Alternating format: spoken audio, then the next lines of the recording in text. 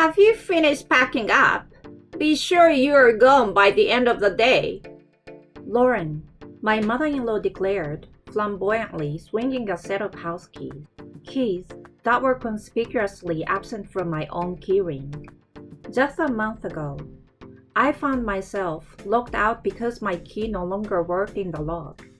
As it turned out, she'd switched the locks without giving me a heads up. I was aware that I wasn't her favorite person, but I hadn't expected her to take it to such extremes. Right at that moment, the front door groaned open, and in walked the wife of my brother-in-law. "I brought a little something, Lauren," she chimed, flaunting a set of keys and a box of cake, moving towards Lauren with a buttery voice. She seems to be oblivious to my presence. With a resigned sigh, I reassured her, "Don't worry, I will be on my way soon," and proceeded to seal the last of my moving boxes with tape. I'm Leah. I'm a 32 years old children's book author who also has a day job at the local post office. My husband Andrew is a couple of years my senior and works as an editor at a modest publishing house. We crossed paths when I received an award in a children's books competition hosted by his employer. My day job at the post office kept me busy, with children's books writing being more of a pastime. I didn't have any plans of turning professional, but Andrew spotted my knack for it and nudged me towards taking it up full time. I'm the careful type, so the thought of giving up my steady post office gig was daunting. Yet, the prospect of making a living purely from my artwork was tantalizing. Sensing my dilemma, he poked the question. "Why not marry me? Then you could devote all your time to your art." To my utter surprise, he proposed out of the blue, even though we weren't officially an item. I was so taken aback that I was at a loss for words. Meanwhile, Andrew, blushing fiercely, began to stutter. No, I don't want you to go professional out of some ulterior motive. His off-the-cuff proposal and ensuring awkwardness caught me completely off guard. He collected himself, then stated seriously, To put it simple, I'm asking you to date me with the understanding that marriage is on the table. I couldn't contain my laughter at his fluctuating expressions. Please, no laughing, he implored, appearing on the verge of tears, which only made me laugh harder. It was in that moment that I felt a wave of affection for him and decided to give dating a shot. I held on to my post office job while pouring my heart into my children's book. The book we collaborated on was warmly received and achieved solid sales. A year later, he proposed once again, and this time, I accepted with earnest. However, he then confessed with a troubled expression. Actually, I'd like for us to move in with my parents. Evidently, when he broke the news of our impending marriage to his folks, they fretted about their future, living as they were on a pension. Andrew, being the eldest son, was their remaining support since his younger brother had already married and moved out. Andrew was still living at home, and it seemed his parents depended on the monthly stipend he gave them. I requested a bit of time to mull it over. The idea of cohabitating with his parents left me uneasy, and his house was a far distance from the post office where I was employed. If I had to make the commute, it would drain me, leaving me with little energy to write my children's books. Though I could request a transfer, the chances were slim, especially given that it was outside my branch's purview. When I voiced these concerns to Andrew, he proposed, What if my parents take over most of the chores? That will leave you time to work on your books, right? He was quite smitten with my work and didn't want me to abandon my writing. While I could have shifted to being a full-time children's book author, I lacked the confidence and was well aware of the risks that came with such a career. The fear of my work drying up, living solely off Andrew's paycheck, or even the possibility of his publishing house folding was all a source of great anxiety. The more I pondered, the more issues seemed to crop up. When Andrew made this proposition, my mother-in-law, a lifelong homemaker, was 60, and my father-in-law had just retired at 65. They were both physically able and had time on their hands, so Andrew was quite certain they would manage the household chores. Indeed, since I've always lived solo and took care of my own chores, eliminating that burden should technically leave me enough time for my book work, despite a long commute. Trusting Andrew's assurance, I decided to take the plunge and move in. However, it wasn't long before I realized I'd made a huge misstep. Shortly after we began living together, my morning was jarringly interrupted by Lauren. At the ungodly hour of 5 o'clock, she nudged me awake and grumbled, "How long do you intend to snooze? You're off to work at 7, right? Better get cracking on the laundry and breakfast. You're a wife now. Act the part." She was commanding me as if it were a given. Andrew was nowhere in sight, held up overnight at his workplace due to some editorial issue.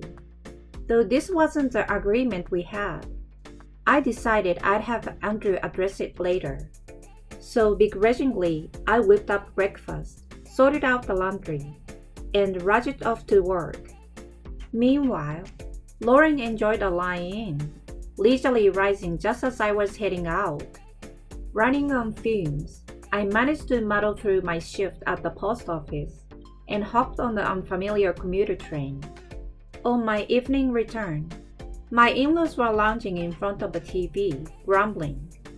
"You're late, isn't it past 7? We were famished," my father-in-law demanded. I'd like a pre-dinner bath. Ready the bath and start on dinner, will you? With Andrew still missing, I had to muster my depleted energy to prep the bath and dinner. Once everything was taken care of and I was spent, I received a text from him. Apologies, but could you whip up the promotional image this week? So he too was piling on work. His absence suggested he was under a mountain of stress. I felt for him and thought it cruel to add to his load.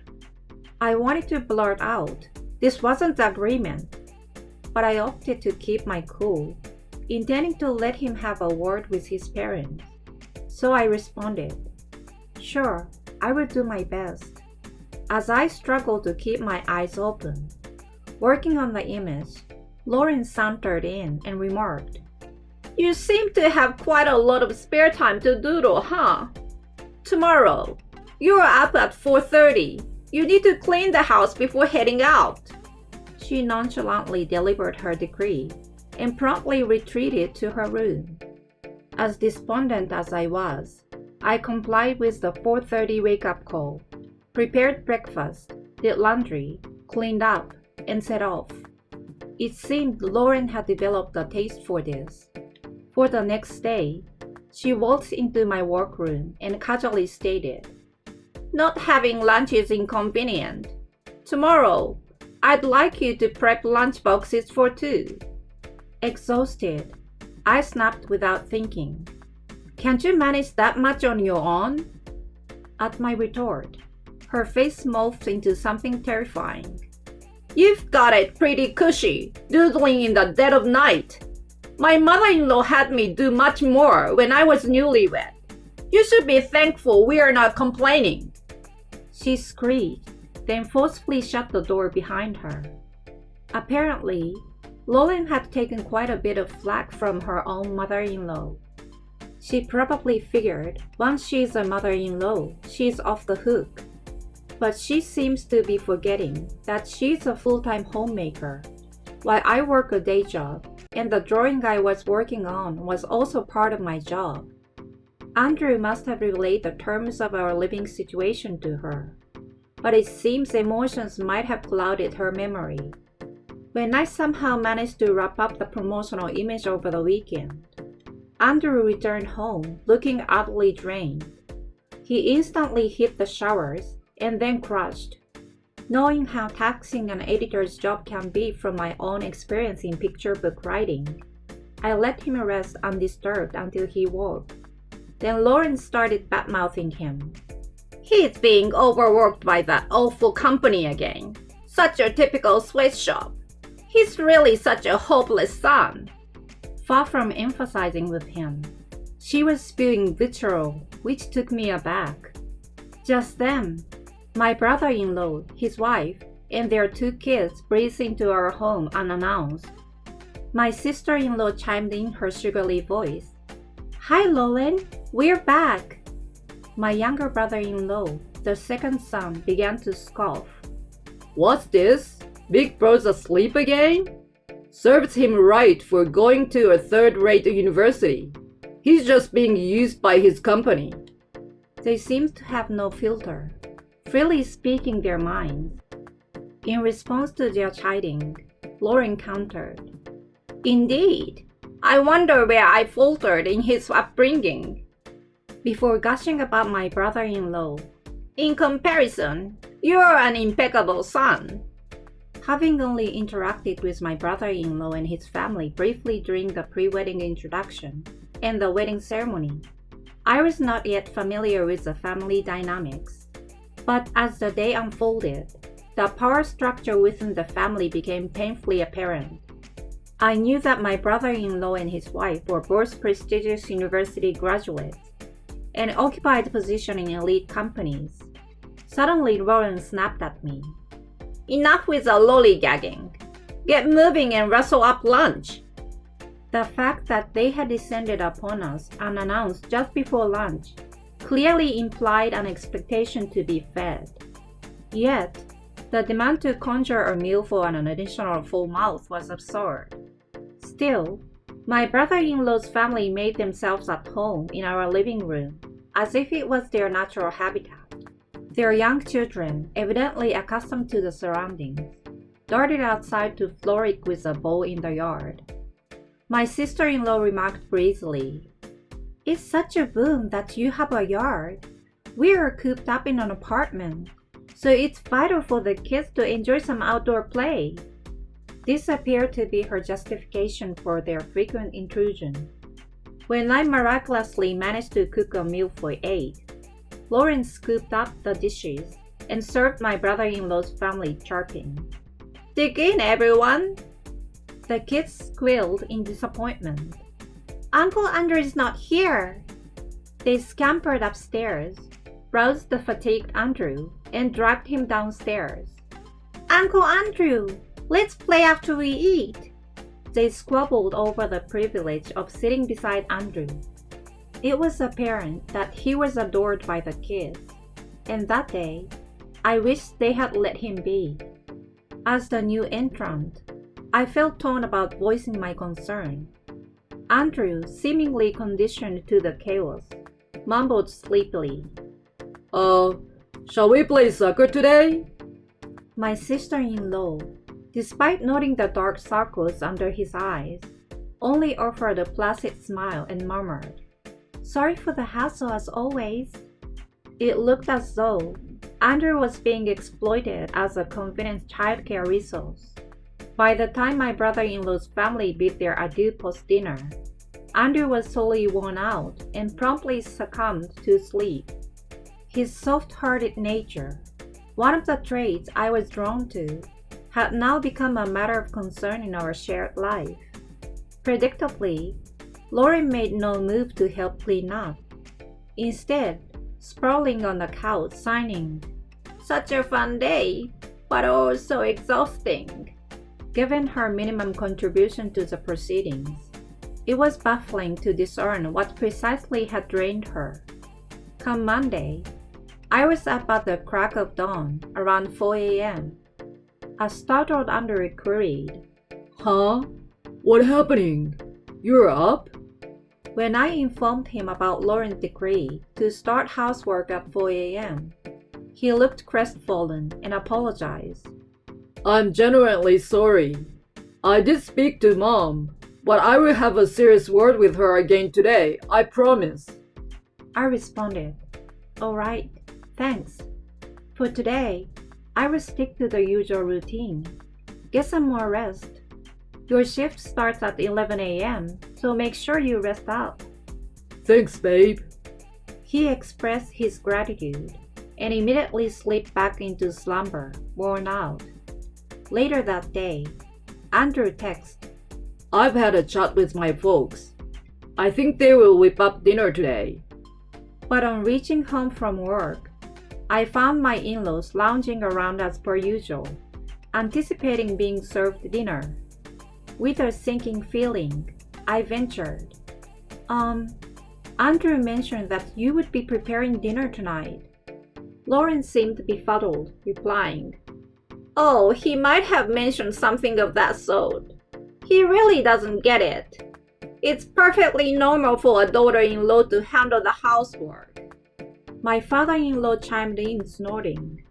Our son, is he being taken for a ride by his wife? It was clear that in this household, Andrew was viewed as an underperforming son, and his words carried no weight. Honestly, I was kicking myself. I've really bungled this, I thought from the core of my being. I knew I couldn't keep this up for much longer. I was scared that I'd end up unable to cope with my day job at the post office, never mind my illustrating gig. When Andrew and I first started sharing a roof, we've talked about money. Lauren had suggested putting in a total of $2,000, since Andrew was pitching in $1,000. That was her proposition. With that kind of budget, we could rent an apartment close to our workplaces and still afford groceries with some change to spare. But Lauren never chipped in a dime, even when I was out grocery shopping. It didn't take a genius to figure out this living situation was a bad call. Sadly, Andrew's company seems to be on the brink of sinking, so he couldn't focus on our home life. With the realization that Andrew couldn't help right now, I took the bull by the horns and said to my carefree in-laws, "We need to talk." I explained my gig as a picture book author, why I didn't want to quit my post office job considering its future prospects, and about the issues with Andrew's company. So I proposed, "I will do my best to take care of the house, but I need you guys to pull your weight too." Even though I pleaded respectfully, Lauren snapped back. "What? You're trying to take us old folks for a ride? And here, I thought you were just a worthless daughter-in-law of my eldest son." My father-in-law chimed in. What's this nonsense? You just want to slack off, don't you? And stormed off from the table. I felt hopeless in front of these two, who completely dismissed what I had to say. After this, Lauren started to see me as some kind of high and mighty daughter-in-law and began griping about my housework. This went on for a year, and one day, when I was physically and mentally spent, I came back from work only to find my key wouldn't open the door. Stunned, I rang the doorbell, and Lauren appeared with a smirk, saying, "Actually, my second son and his wife are moving in next month, so we had to change the locks for safety." I managed to stutter. "Here? 8 of us living together would be..." But before I could finish, she nonchalantly said, "That's why we need you to leave." She didn't even give me a new key, just went back inside. If they weren't giving me a key, I had no choice but to go. To tell the truth, I was somewhat relieved that they couldn't take advantage of me anymore. But it was still shocking how easily my in-laws booted us out, like they were swapping out an old bag after all we have done for them. Even Andrew, who has always been patient with his folks, was let down and declared, I'm handing it over to my brother. It seemed he was in the dark about his brother's family moving in until I broke the news. Maybe that was the final straw for him. He seemed to have lost all drive to work hard as the eldest son. So a week before my brother-in-law's family moved in, we left my in-law's place as if we'd been evicted. A month after our departure, we had a surprise visitor. It was Lauren, the woman who'd bruised our pride and booted us out so selfishly. She stood by the intercom, looking quite animated. She must have been taken aback by our new place. We've chosen a home that was a convenient distance from both our workplaces. It wasn't a palace, but it was a decent house with 5 bedrooms and spacious garden. The truth was, one of my picture books had been a huge hit, and we'd bought a house with the royalties. We went for a 5-bedroom place to account for future kids, and because we both wanted our own workspace, and also in case we needed to care for our parents later on. Being the warrior I am, I wanted to prepare for the future with something cozy, rather than saving money. Plus, Andrew himself said, Your picture book has earned this. Let's buy this place as a reminder of that. Without Andrew's rock-solid support, there is no way I would have kept on with my picture books. So, this house? Yeah, it's a testament to what we achieved together. I'm pretty sure Lauren didn't see us being able to buy such a fancy place. When she rocked up, we asked her through the intercom, "Who's that?" In her typical high and mighty tone, she demanded us to let her in, barking, "It's me! Open up!" Andrew and I exchanged a glance and decided to play dumb. I asked, "I'm sorry, but can you help us out here? We're not sure who you are." Pretending not to recognize her, she seemed to lose a bit of her bluster and nervously began fiddling with her phone. We hadn't given her our new address, so we were baffled as to how she got it. We thought if we kept playing dumb, she'd eventually give up and leave. But then, she started yelling in desperation, "Quit acting like you don't know me! Help me!" Completely ignoring her surroundings. Given the scene she's making, we reluctantly let her in. As she walked through the door, the sly grin spread across her face. The nerve of her hadn't changed a bit. She gawked at our new home, swallowing hard with envy. As soon as she sat down, she launched into a rant. "You wouldn't believe it! My second son's wife Natalia is the worst. She can't parent the toffee, and my second son is disrespecting me too." She was suddenly laying into my brother-in-law's family. Her tale told us that they were mocking her and my father-in-law for not being educated, making him work at some seniors' employment center. They were pocketing all his wages and treating my mother-in-law like a live-in maid.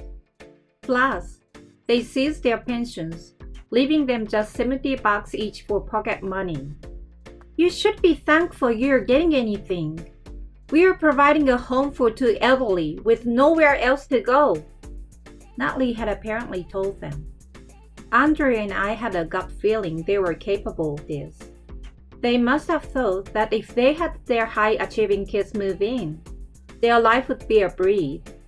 Seems like they were using their parents for cash, going on lavish trips abroad while leaving the old folks to look after the house. "I don't want to go back to that house ever again. My own son treating me this way," moaned my irate mother-in-law. Giving her a frosty look, I suggested, "Why not just change the locks then?"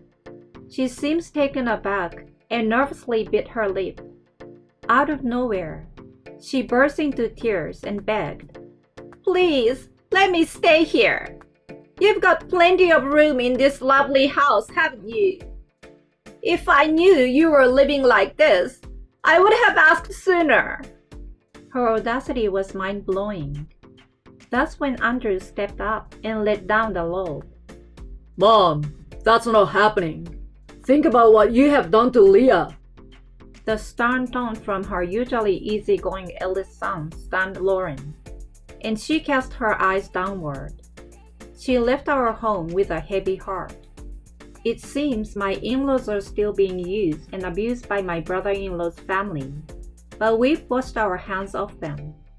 Thanks to the success of my picture book, Andrew's company also bounced back, giving him a strong position in his industry and some leeway to help around the house. That's why I'm still able to juggle my job at the post office with creating picture books. The picture book that hit it big was about a letter's journey to a far-off friend. It feels like the post office gods rewarded me for sticking with the job, so quitting isn't in the cards.